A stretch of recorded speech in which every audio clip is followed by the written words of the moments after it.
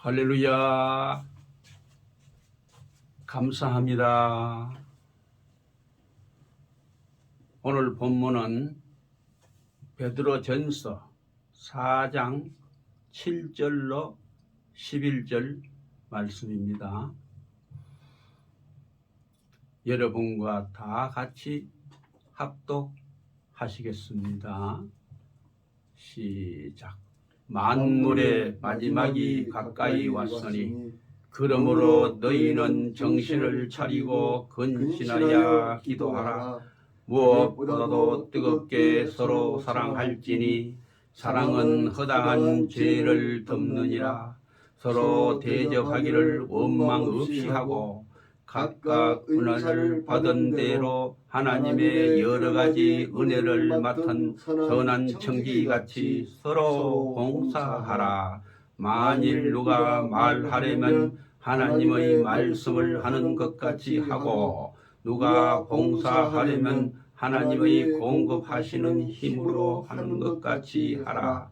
이는 범사에 예수 그리스도로 말미암아 하나님이 영광을 받으시게 하려 함이니 그에게 영광과 권능이 세세에 무궁토록 있느니라. 아멘.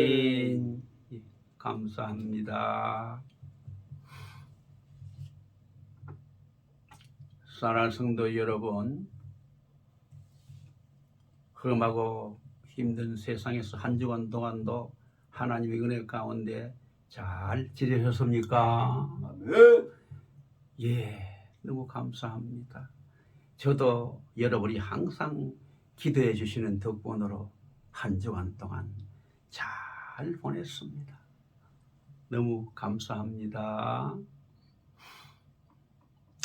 오늘은 본문 말씀을 중심으로 해서 서로 연합하자 라는 제목으로 여러분과 함께 말씀을 나누기로 하겠습니다. 이 서로란 이 말은 대단히 뜻이 깊은 말입니다. 즉 서로가 다른 것들이 합하여 하나가 된다는 뜻이기 때문입니다. 곧 이 말은 첫째, 각 개체들이 한 단체를 이루는 단결의 힘을 보여줄 뿐만 아니라 둘째로 서로 화목하는 사랑의 즐거움을 보여주고 세 번째로 서로의 조화의 미, 아름다움을 보여주는 말입니다. 그럼 미란 조화를 뜻합니다. 이 서로란 말은 우리 인간 관계 또 그리고 사회 구성과 종교의 내용을 정의해 주는 그런 말입니다. 유태인 철학자 마틴 부버는 너와 나와 너란 책에서 사람이란 말의 어근이 서로란 말은 나와 너의 조화에서 유래했다고 지적하고 있습니다. 이 말은 사람의 의의는 서로에서 찾을 수 있다는 말입니다. 우리가 살펴보게 되면은 눈도 서로, 다리도 서로, 팔도 서로, 입도 윗니와 아랫니가 서로, 코도 두 구멍이 서로, 전부 이렇게 둘이 서로 성립되지 못한다면 바로 병신이 됩니다. 나아가서 개인뿐만이 아니고 사람과 관계에 있어서도 서로 만나서 말하는 것을 우리가 대화라고 하며 서로 마음이 맞는 것을 사랑이라고 하며 또 사람이 서로 떠나는 것을 분열, 불화, 파괴라고 하며 서로 자기 위치를 지키는 것을 책임이라고 말합니다. 서로가 없는 경우에는 그 모든 것이 없고 파괴되고 마는 것입니다. 그래서 이 우주도 밤낮 음양의 상대성의 원리 밑에서 날마다 운행되고 있는 것입니다. 그럼 종교란 무엇입니까? 어떤 대상과의 연결입니다. 곧 주체와 객체의 만남의 모색이 종교입니다. 신앙이란 뜻은 페이도란 말에서 나왔는데 서로 연결하고 묶음 혹은 맺음을 말하는 것입니다. 그럼 은혜란 무엇입니까? 하나님이 우리를 사랑하시는 그 줄로 묶어버린 것이 은혜입니다. 그러므로 골로새서 2장 14절에 사랑은 온전하게 매는 띠라 그렇게 했으며 로마서 8장 35절에는 누가 우리를 그리스도의 사랑에서 끊으리요 라는 이 말은 사랑의 줄에서 끊으리요 라는 뜻입니다. 그래서 이 은혜로 내가 그리스도의 십자가를 붙잡는 것이 믿음입니다. 사람의 창조의 특색은 하나님이 자기 형상대로 지으신 것입니다. 이 특색은 지정의 뿐만 아니라 의와 진리와 거룩으로 지음받은 인격자로서 특색은 대화와 교제입니다. 곧 하나님이 자기와 대화하고 교제하도록 지으셨습니다. 사람의 삶과 목적과 목표도 하나님을 향하고 하나님을 사모하도록 창조하셨습니다.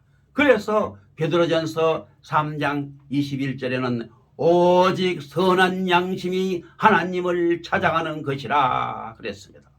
그러나 인류의 조상 아담과 하와가 범죄한 후에 하나님과 서로의 대화하며 교제할 수 있는 특권을 빼앗겨버리고 서로의 사랑과 인격이 파괴되고 말았던 것입니다. 그래서 이것을 다시 회복하기 위해서 하나님의 독생자 예수는 저 하늘의 높은 영광 보좌를 버리시고 낮고 천한 저만한 이 땅에 오셔서 사람의 몸을 입으시고 오셨습니다. 그래서 바울은 하나님을 따라 의와 진리의 거룩함과 지으심을 받은 새 사람을 입으라고 했습니다. 그럼 예수 믿고 구원받는 것이 과연 무엇입니까? 첫째로 성령으로 그리스도와 서로 만나는 것입니다. 둘째로 고린도전서 1장 9절에 성령으로 그리스도와 교제하는 것입니다. 셋째로 요한복음 1장 12절에 성령으로 마음속에 그리스도를 영접하는 것입니다. 네 번째 갈라디아서 2장 20절에 성령으로 나는 없어지고 나의 마음속에 그리스도가 계시는 것입니다. 시편 133편 1절에 보면 보라 형제가 연합하여 동거함이 어찌 그리 선하고 아름다운고 라고 했습니다. 하나님도 형제가 서로 연합하여 동거하는 것이 너무나 선하고 보기에도 아름답고 기뻐하시고 칭찬하시는 것입니다. 그래서 옛말에도 독불장군은 없다고 그랬고 배치장도 맞들면 낫다고 했습니다.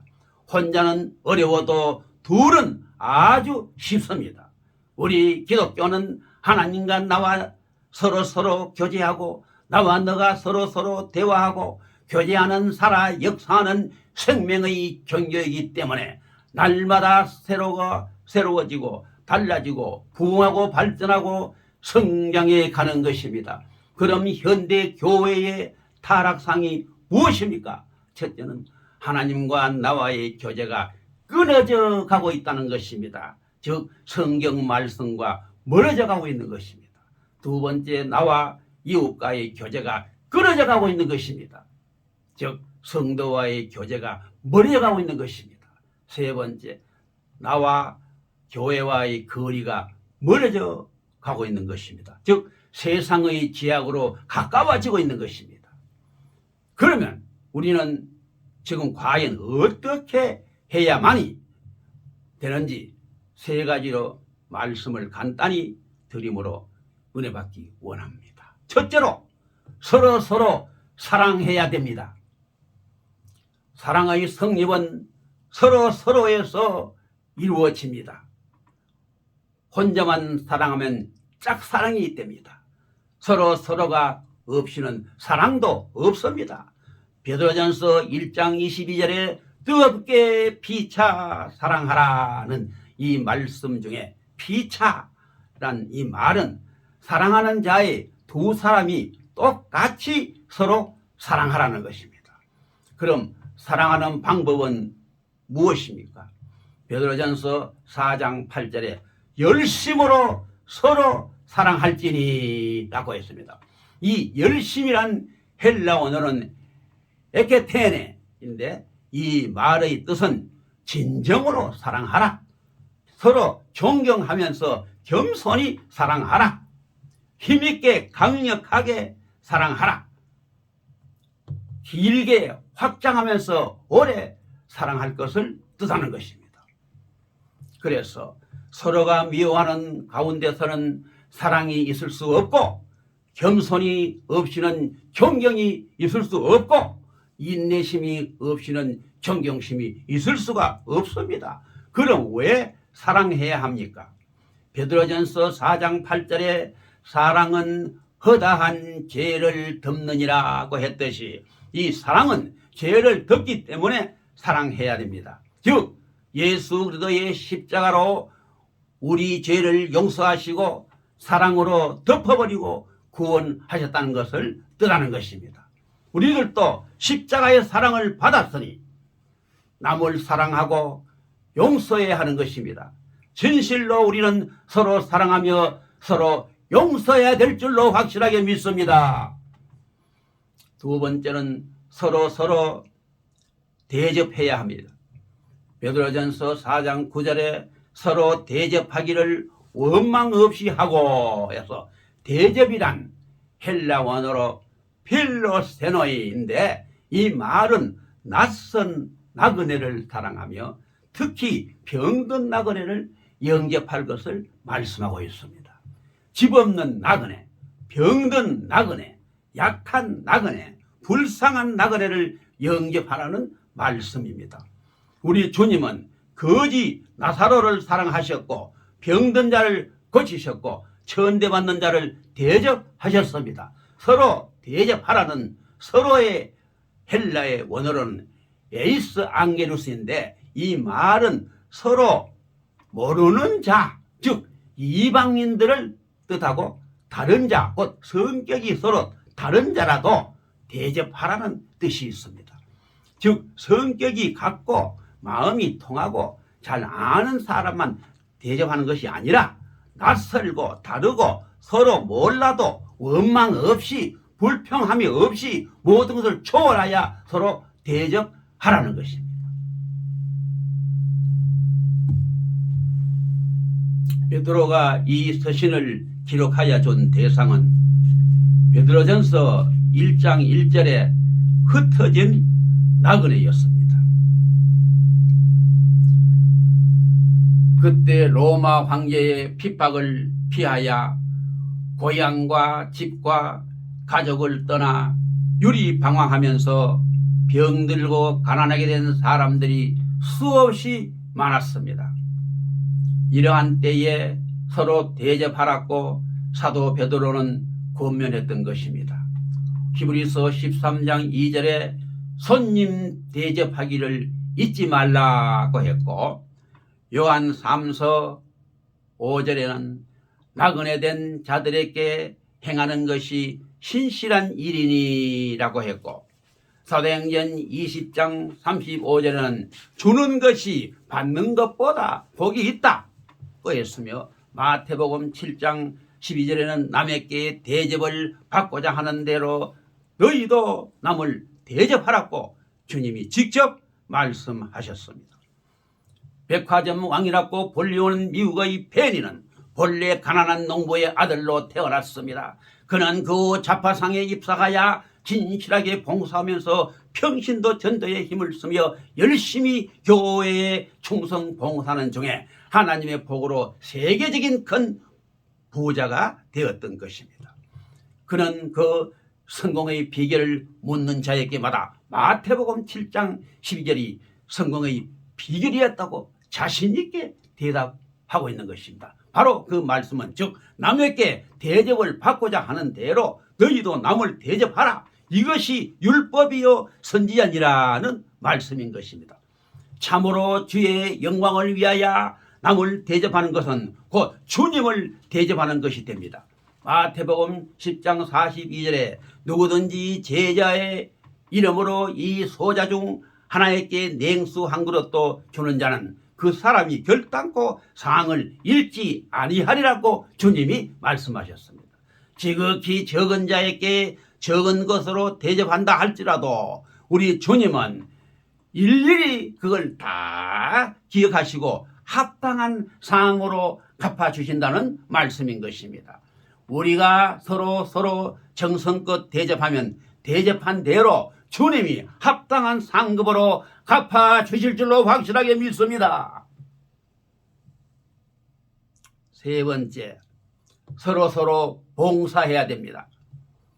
서로 봉사하라는 이 말은 몸된 교회를 중심하여 서로가 봉사할 것을 말씀하시는 것입니다. 그러면 과연 어떻게 봉사할 것입니까? 베드로전서 4장 10절에 하나님의 각양 은혜를 맡은 선한 청지기같이 서로 봉사라고 했습니다. 이 말씀은 봉사의 자세를 말하는데 여기서 청지기가 원래 헬라 원어는 오이코노모이인데 이는 집을 다스리는 직분입니다. 여기서 곧 집은 교회를 말하는 것입니다. 베드로전서 4장 11절에 누가 말하려면 하나님의 말씀을 하는 것 같이 하고 누가 봉사하려면 하나님의 공급하시는 힘으로 하라는 것 같이 하라 그랬습니다. 그래서 왜냐하면 우리 예수님은 예수님으로 말미암아 하나님이 영광을 받으시기 하시기 위해서인 것입니다. 그러면 봉사란 뜻은 무엇입니까? 원래 봉사란 말에서 집사란 말이 나왔습니다. 봉사란 뜻은 집사란 뜻이요. 또 뭐냐 하면 집사란 뜻은 먼지 티끌과 함께란 뜻이 있습니다. 즉 먼지와 티끌을 쓸며 일을 하는 사람입니다. 봉사는 하나님을 기쁘시게 하는 방패요. 하나님을 기쁘시게 하는 것이 자기를 기쁘게 하고 남도 기쁘게 하는 방법이 되는 것입니다. 따라서 최대의 봉사는 최대의 상급을 받습니다. 교회가 부흥하는 비결은 종은 양을 위하여 최대의 희생으로, 양은 종을 위하여 최대의 섬김으로, 종과 양은 주님을 위하여 절대의 순종으로, 최대의 희생은 최대의 안식이요, 최대의 섬김은 최대의 축복이요, 절대의 순종은 최대의 영광인 것입니다. 교회를 위하여 주님을 위하여 봉사하는 것보다 더 큰 기쁨이 이 세상에서 찾아볼 길이 없습니다. 왜냐하면 주님께서 샘솟듯이 차고 넘치는 기쁨과 소망을 넘치게 쏟아부어 주시기 때문인 줄로 믿습니다.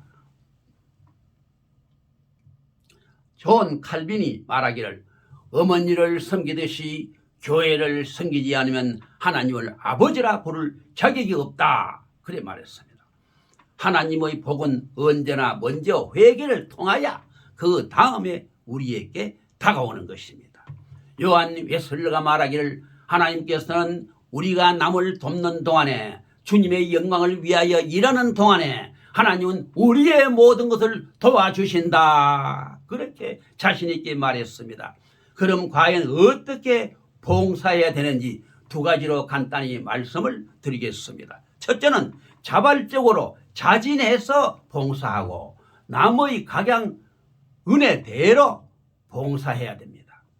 누가 시켜서 억지로 하는 것이 아니라 체면 때문에 형식적으로 하는 것이 아니라 진심에서 우러나와서 내가 하고 싶어서 감사하는 마음으로 기쁨으로 주의 일에 봉사해야 된다는 것입니다.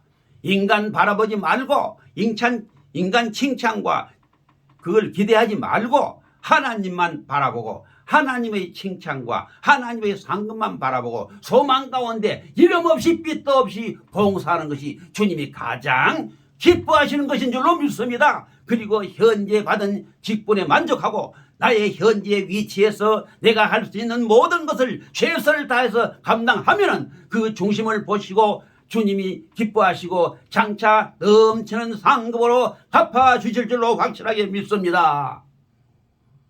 두 번째는 항상 인내하면서 소망 가운데 죽기까지 봉사해야 합니다.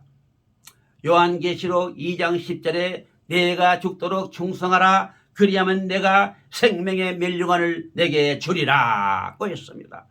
죽도록 충성해야 합니다. 즉 죽기까지 죽을 때까지 충성 봉사해야 하는 것입니다. 이 죽도록 충성하라는 것은 하다가 쉬다가 많이 하다가 적게 하다가 좋으면 하고 싫으면 안 하고 그런 것이 아니고 오로지 중단 없는 전진으로 계속해서 하는 것이고 죽기까지 최선을 다해 힘쓰며 열심히 하는 것이고 죽을 때까지 즉 이 생명이 다하는 그날까지 나의 모든 것을 총동원해서 주님의 영광을 위해서 충성하고 봉사하는 것이 바로 죽도록 충성하는 것입니다.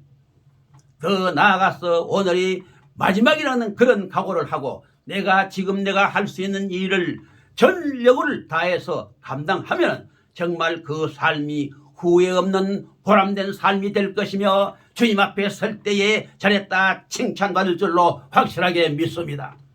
항상 변치 않는 신앙으로 주님과 동행하며 끝까지 죽을 때까지 충성 봉사하는 성도가 바로 참된 성도요 주님이 가장 기뻐하는 성도인 것입니다. 그리고 고린도전서 10장 31절에 같이 먹든지 마시든지 무엇을 하든지 하나님의 영광을 위하여 죽도록 충성하는 우리 모두가 되시기를 바랍니다. 이제 결론적으로 천지 만물은 서로를 위하여 창조되었고 존재하고 있습니다.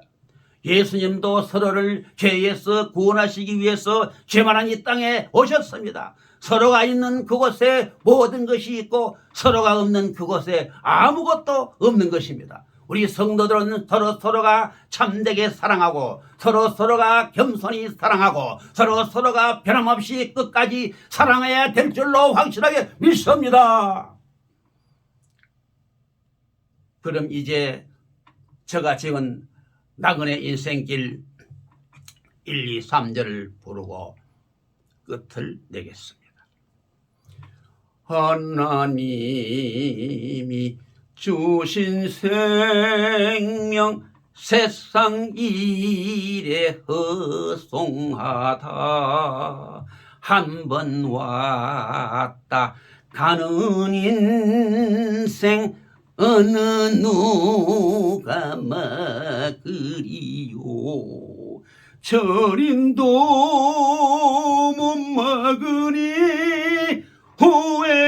후회한들 때는 얻고 슬피 울며 이를 가는 지옥문이 열리네 살아생전 죽은 영혼 전도 못한 애통함을 후회해도 때는 놓고 눈물 흘려 소용없네 회개하고 주 믿으면 저 요단강 건너편에 영원한 안식처인 천국문이 열리네 황금마차 12대문 저 천국에 들어가면 괴로움과 슬픔 없는 주님 품에 늘 안기어 세상에서 힘든 멍에 모두 다 내려놓고 천국에서 영원토록 영생복락 누리겠니. 아멘. 사랑하는 성도 여러분, 너무나도 고맙고 감사합니다. 이제 마지막으로 우리는 전적인 하나님의 은혜로 서로를 값없이 받았으니 주님의 몸된 교회를 위해서 우리는 주님의 영광을 위하여 죽도록 충성하고 죽기까지 충성하고 죽을 때까지 이 생명 다하는 그날까지 충성함으로 말미암아 생명의 면류관 받아 저 무궁천국에서 영생 복락을 누리게 되시기를 예수님의 이름으로 간절히 축원을 드립니다. 아멘. 감사합니다. 기도 마치겠습니다. 어제나 오늘이나 영원토록 동일하게 살아계셔서 우리들의 생사화복을 주관하시는 하나님 아버지의 변함없는 사랑과 은혜 주심을 너무나도 감사드리고 찬양을 드립니다. 세상은 마지막 때를 당하여 여러모로 힘들고 어려운 가운데서도 더욱더 굳센 믿음으로 서로가 협력하여 연합하고 하나님께 받은 사명을 온전히 감당하기 위하여 천국의 소망을 바라보며 끝까지 최선을 다하여 달려감으로 말미암아 유정미를 남기고 장차 앞서거니 뒤서거니 주님 앞에 설 때에 결단코 잘했다 칭찬받고 상급받아 저 무궁천국에서 영원히 영생의 복락을 누리게 되시기를 예수님의 이름으로 간절히 기도드리옵나이다. 아멘. 아멘. 감사합니다. 할렐루야.